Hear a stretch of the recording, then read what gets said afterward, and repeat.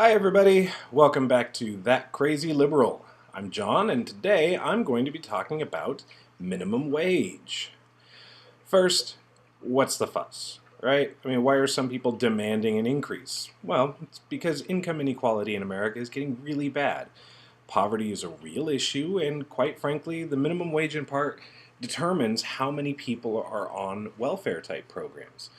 And so just like my way too long video last week, I'm going to start by listing some of the arguments against raising the minimum wage. 1, it'll hurt small businesses. 2, it just rewards laziness. 3, it'll hurt the economy and or raise prices. And 4, it was never meant to be a living wage. So let's examine those.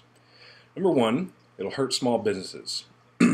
Well, what's interesting about this one is who is making the claim. Because for the most part, it's not small business owners. In fact, a June 2014 survey found that more than 3 out of 5 small business owners support increasing the minimum wage to $10.10 an hour. Small business owners believe that a higher minimum wage would benefit business in important ways. 58% say that raising the minimum wage would increase consumer purchasing power, and 56% say that raising the minimum wage would help the economy.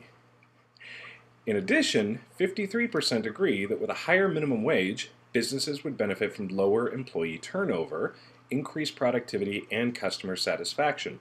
And that is generally what happens when we raise the minimum wage. People buy more, profits go up, the economy improves. Now, perhaps just as important as whether small business owners support the increase is how much it will immediately impact them. After all, the claim is that it's going to hurt them. So, of the 51% of small business owners that pay their staff hourly, 81% already pay above the current minimum wage. So an increase isn't going to have a rapid impact on them. So I think it's safe to say that the vast majority of small businesses will not be hurt by a minimum wage increase. So on to 2, it'll reward laziness. Honestly, this one kind of pisses me off. The implication is that only lazy people work for minimum wage. If you're not lazy, you get a better job. So first, you're calling over 3.6 million people lazy, because that's how many people were working at or below, and yes, that's possible, the federal minimum wage as of 2012. Second, many of these people are just trying really hard to feed their families.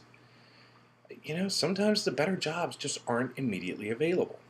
When you think about it, minimum wage is an employer's way of saying, I value you so little that if I could legally pay you less, I would. People love to use burger flippers as an example, especially those who have never worked fast food. I have. And it was one of the most challenging jobs I've ever had. I was in the military for 6 years, and right now I need a special license and security clearance for my current job.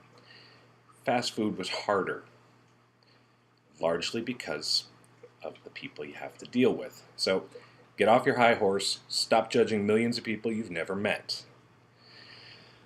Okay, 3, hurt the economy and or raise prices. This is very similar to the first one, but I think by now you can see where this is going. These arguments fall largely under the category of propaganda, but we're going to keep going anyway. So how do we measure the strength of the economy? Well, maybe gross domestic product, or GDP.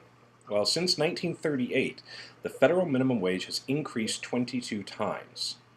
Between 1938 and 2013, that's 75 years, real GDP per capita has steadily increased, even in years following minimum wage increases. So, at least by that measure, it's not hurting the economy. How about job creation as a measure of economic strength?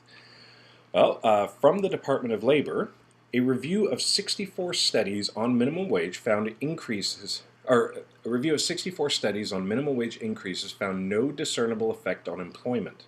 Additionally, more than 600 economists, 7 of them Nobel Prize winners in economics, have signed on to a letter in support of raising the minimum wage to $10.10 an hour by 2016. There are also more local examples. The Department of Labor statistics shows that San Francisco restaurants industry has experienced positive job growth even after the restaurant workers were raised to full minimum wage instead of a partial minimum wage plus tips. So they were raised to $10.74 an hour, and the restaurants are still hiring. So you can see that this works on both a local and a national scale. Anytime you compare two states, one that has refused to raise the minimum wage versus one that has raised it, the difference is clear.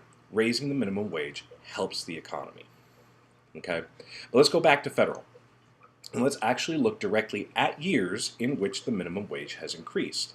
Now, of the last 11 increases, 6 of them have been followed by an overall net gain in jobs. Further, 3 of the 5 years in which there was no net gain were suspiciously close to that whole recession thing caused by the banking industry running amok. Yeah, that happened. So I think we can safely say from all available data that raising the minimum wage does not hurt the economy, and more times than not actually improves it. But what about the cost of goods, right? I mean, if you got to pay more, you got to charge more. Well, again, the vast majority of smaller businesses already pay more than the minimum wage, so there's no huge impact there, certainly not immediate.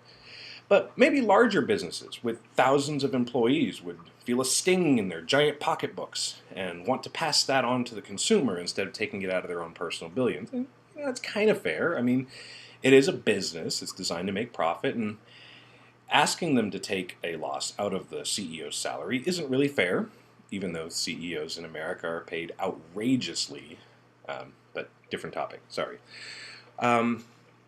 Now, some of you may remember from last week's rant on welfare that I brought up Walmart. For those who missed out, I'll sum it up quickly. Walmart employs over 1.4 million U.S. workers. Anyone remember how many minimum wage workers there are in America? Hint, this is a huge chunk of them. Anywho, let's say Walmart raised every single employee to at least $12 per hour. Are you envisioning those falling prices jumping back up? Well, let's assume, and I think this is a safe assumption, that they would pass on every penny of the increased labor costs to the consumer. The average shopping trip would cost you 46 cents more, or $12 more per year. And these figures are based on your average Walmart shopper, so your mileage will vary. My price increase would be 0 because I'd rather go hungry than give the Waltons any of my money. So yeah, roughly 1% and some change price hike just to pay everyone a living wage. Now, can you imagine how many people would get off welfare, food stamps, HUD, and other programs for the poor? That 1% price hike would be partially offset by a reduction in your taxes. I'm showing the link for this, the source for this particular information, but I really encourage you to read that entire page because there is a ton more information there than I could possibly fit into a short video. Really, check it out. It's going to be clearly marked in the video notes below. So now we have completely destroyed, I think, every argument against a minimum wage increase but one, and that is it was never meant to be a living wage. This is going to be nice and brief because that's all I need. The minimum wage was first enacted as part of the National Industrial Recovery Act under FDR. It was struck down and then reenacted a couple years later. But part of FDR's speech for this act touched on minimum wage specifically. So I'm going to read the entire thing here, or, well, the relevant part. In my inaugural, I laid down the simple proposition that nobody is going to starve in this country. It seems to me to be equally plain that no business which depends for its existence upon paying less than living wages to its workers has any right to continue in this country. By business, I mean the whole of commerce as well as the whole of industry. By workers, I mean all workers, the white-collar class as well as the men in overalls. And by living wages, I mean more than a bare subsistence level. I mean the wages of decent living. Boom, shut down. Meant to be a living wage. So one last thing I want to discuss, and I know this is starting to get long, so I'm going to wrap it up here soon, is what actually happens when wages are increased. First, when someone comes up with a number like $10 an hour, they're not talking about $10 tomorrow. They're talking about incrementally over the next few years getting to that point. But raising the minimum wage to $10.10 would mean a raise for 16.7 million workers.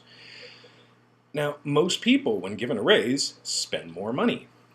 Spend more money, businesses make more money. Economic boost. It's been estimated that we could see a $22 billion boost to GDP growth simply by gradually increasing the wage to 1010 by 2016. But again, it's not just a smart move, it's the right move. Like I said last time, lift up those at the bottom, and we lift up everyone. Thanks for watching. See you next time.